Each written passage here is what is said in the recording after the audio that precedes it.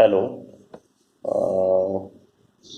आत्ता आपण परीक्षेच्या दृष्टिकोनातून इन्कम टॅक्सचा ह्या सेकंड टर्मला आपला पेपर असतो आणि त्या इन्कम टॅक्समध्ये नाही म्हटलं तरी 16 मार्काची थेअरी असते.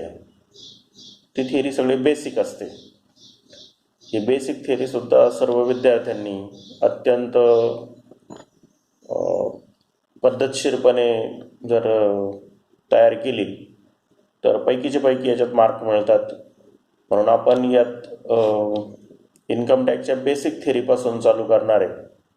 याच्यात असे कोणते क्वेश्चन येतात का जे एक्झामिनरला आवडतात आणि एक्झामिनर असे क्वेश्चन विचारायला खूप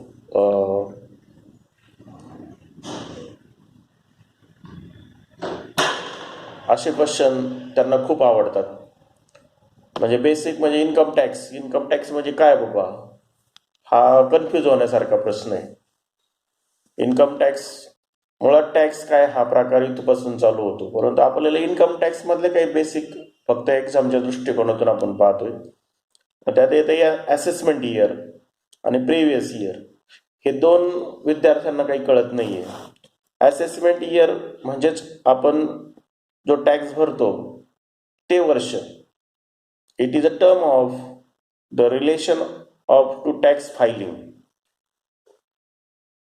फायनान्शियल इयर किंवा प्रिव्हियस इयर संपल्यानंतर जे वर्ष येतं त्याला आपण असेसमेंट इयर म्हणतो. Which you will assess and file the return for the previous year is called assessment year. म्हणजे असेसमेंट इयर हे प्रिव्हियस इयरच्या ताबडतोब लगेच येणारं जे वर्ष आहे त्याला असेसमेंट इयर म्हणतात. आणि मग आता प्रिव्हियस इयर कोणतं, तर previous year or the financial year your tax year is 12 month. म्हणजे याचा पिरियड हा 12 महिन्याचा असतो. तो चालू होतो begin on 1 April and ends on the 31 March of the next year. ह्या संज्ञा अत्यंत महत्त्वाच्या आहेत आणि याच्यावर तुम्हाला सॅलरीमध्ये म्हणजे इन्कम फ्रॉम सॅलरी आणि इन्कम फ्रॉम बिझनेस प्रोफेशन जे आपले 5 हेड्स आहेत इन्कमचे, याच्यावर प्रश्न विचारताना किंवा सॉल्व करताना हे मुलांना प्रिव्हियस इयर आणि असेसमेंट इयर अत्यंत महत्त्वाचे. त्याचबरोबर थेरॉटिकलमध्ये सुद्धा या संज्ञा अत्यंत 2-2 ओळीच्याच आहेत, परंतु ह्या मुलांना लिहिता येत नाही आणि म्हणून ह्या अत्यंत इम्पॉर्टंट म्हणून याच्याकडे जर तुम्ही पाहिलं तर ह्या दोन्ही संज्ञा तुम्हाला यायलाच पाहिजे, प्रिव्हियस इयर आणि असेसमेंट इयर. आता जो काही मुद्दा आहे तो म्हणजे सॅलरी. आता सॅलरी कोणाला मिळते, हा सॅलरी रेग्युलर पार्ट आहे.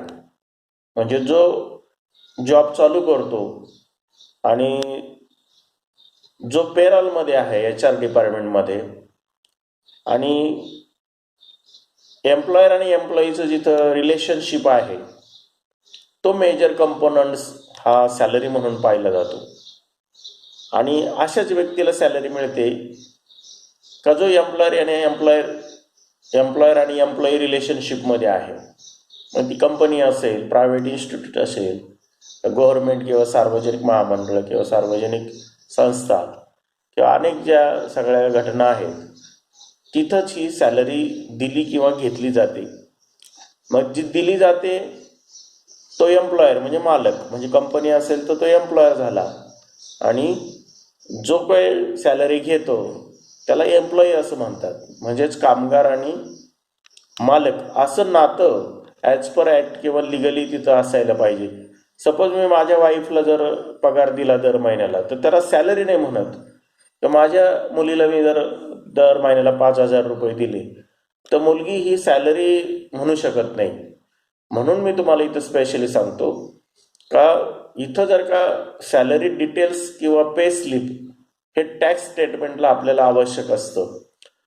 म्हणजे कायद्याने 16 नंबर सुद्धा त्याला आपण म्हणतो फॉर्म नंबर 16 हा तुम्हाला असल्याशिवाय त्याला सॅलरी या इन्कममध्ये फाईल करता येत नाही किंवा त्याला इन्कम टॅक्स भरता येत नाही. मग हा सॅलरी हा जो पार्ट आहे तो कसा तयार होतो हे आपण बघूयात. म्हणजे इन्कम फ्रॉम सॅलरी म्हणजे पगारापासून मिळणारं उत्पन्न. या कन्सेप्टमध्ये किंवा या मुद्द्याखाली कोणते मुद्दे समाविष्ट होतात? सर्वसाधारण लोकांना फक्त सॅलरी माहिती आहे, म्हणजे पगार. पगाराच्या शिवाय ज्या काही संकल्पना आहेत त्या संकल्पना याच्यात असतात. म्हणजे अलाउन्सेस. अलाउन्सेस म्हणजे पगाराव्यतिरिक्त दिला जाणारा काही कॅशचा पार्ट किंवा पैशाचा पार्ट, त्याला आपण अलाउन्स म्हणतो. तो कॅशमध्येच दिला जातो, म्हणजे पैशाच्या स्वरूपात दिला जातो. नंतर परक्वेजिट्स.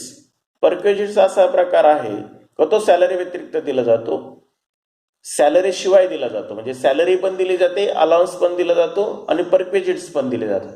परक्वेजिट्स म्हणजे काय? त्या वस्तू स्वरूपातच असतात किंवा सेवा स्वरूपात असतात. सपोज कार दिली तुम्हाला मालकाने, ड्रायव्हर दिला, घर दिलं किंवा फ्लॅट दिला, बंगलो दिला, त्याला परक्वेजिट्स असे म्हणतात. म्हणजे परक्वेजिट्स आणि अलाउन्स मध्ये काय फरक आहे?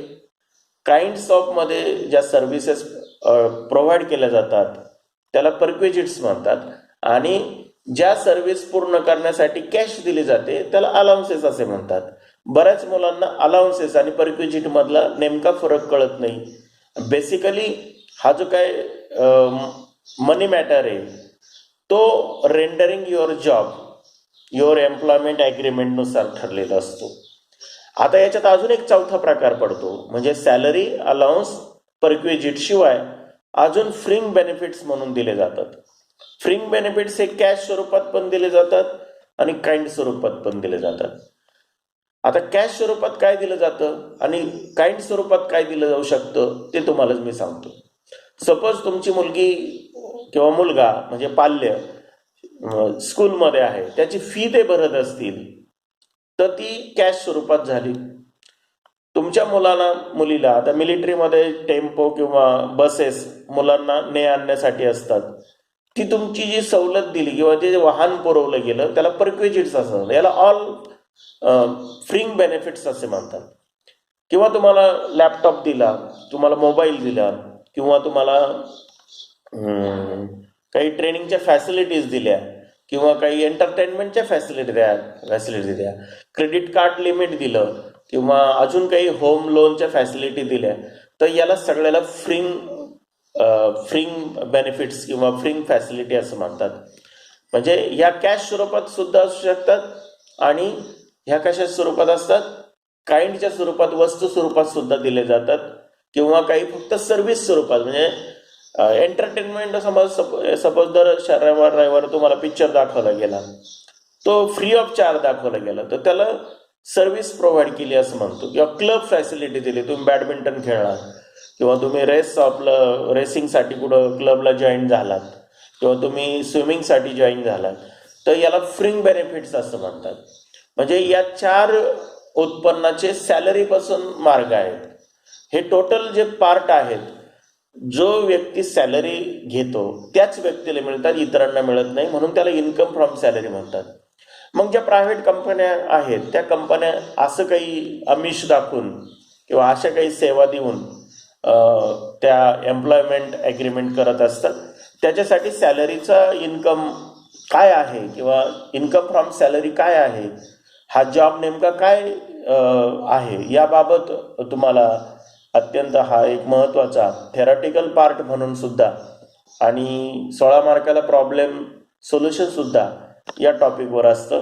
म्हणून इन्कम फ्रॉम सॅलरी हा टॉपिक तुम्ही अवश्य यामध्ये ह्या सगळ्या कन्सेप्ट पहा. मग सॅलरीमध्ये काय येतं?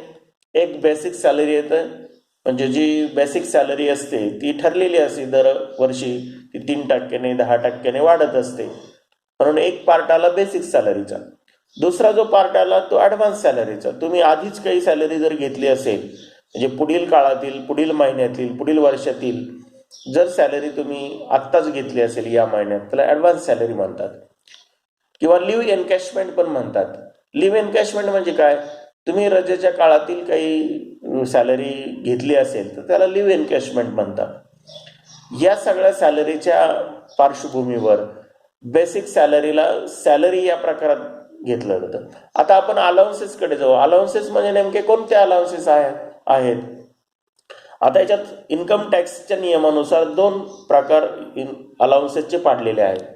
एक पार्टली पेडअप म्हटलेलं आहे अलाउन्स आणि एक फुल्ली पेडअप म्हटलेलं आहे. मग पार्टली पेडअप काय म्हटलं याच्यात, किंवा पार्टली टॅक्सेबल का म्हटलं याला? पार्टली टॅक्सेबल म्हणजे निम्माच पार्ट हा टॅक्सेबल असेल आणि निम्मा पार्ट त्यातला हा इन्कम टॅक्स नियमानुसार त्याच्यावर टॅक्स बसणार नाही किंवा त्याच्यावर एक्झम्पशन मिळेल. एक्झम्पशन मिळेल म्हणजे सूट मिळेल, एक्सक्लूड होईल तो, म्हणजे तो फ्री असेल, म्हणजे त्याच्यावर कोणत्याही प्रकारचा टॅक्स आकारला जात नाही. आणि दुसरा मुद्दा काय, पार्टली पेडअप म्हणजे जो अर्धा भाग किंवा काही भाग त्याच्यावर टॅक्स पेड होतो, काही भागावर टॅक्स पेड होत नाही, असे दोन प्रकार अलाउन्सेसमध्ये आहेत. मग तुम्हाला अलाउन्सेसचा फुल्ली पेडअप अलाउन्सेसचा मुद्दा सांगतो मी तुम्हाला. पहिला मुद्दा म्हणजे तुम्हाला आधी फुल्ली पेडअप अलाउन्स काय असू शकतो तो कळेल का. ज्याच्यावर इन्कम टॅक्सने कोणतीही कन्सेप्ट अशी दिली नाही का याला एक्झम्पशन द्या म्हणून, म्हणजे पार्ट त्यांचा कोणताही एक्झम्पशन दिला नाही. मग असा कोणता अलाउन्स आहे का तो फुल्ली पेड आहे? मेडिकल खर्च झाला तुमचा तर तो पूर्णपणे टॅक्सेबल असेल, म्हणजे तुम्ही जो मेडिकल खर्च केला तुमच्यावर किंवा स्वतःवर तो पूर्णपणे असेल.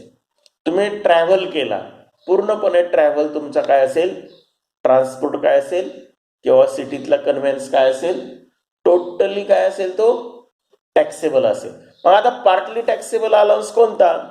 आता हा मुद्दा तुमच्या पुढे मी मांडतो का पार्टली टॅक्सेबल अलाउन्स हा जो काय मुद्दा आहे तो इन्कम टॅक्सने काही त्यातला पार्ट काय दिलेला आहे, एक्झम्प्ट केलेला आहे, आणि काही पार्टवरती मात्र तुम्हाला टॅक्स भरावा लागेल, म्हणजे टॅक्सेबल ते इन्कम होईल अंडर सॅलरी खाली, म्हणजे इन्कम फ्रॉम सॅलरी या हेड खाली अलाउन्सेसला काही भाग तुमचा टॅक्सेबल होईल आणि काही भाग हा एक्झम्प्ट होईल.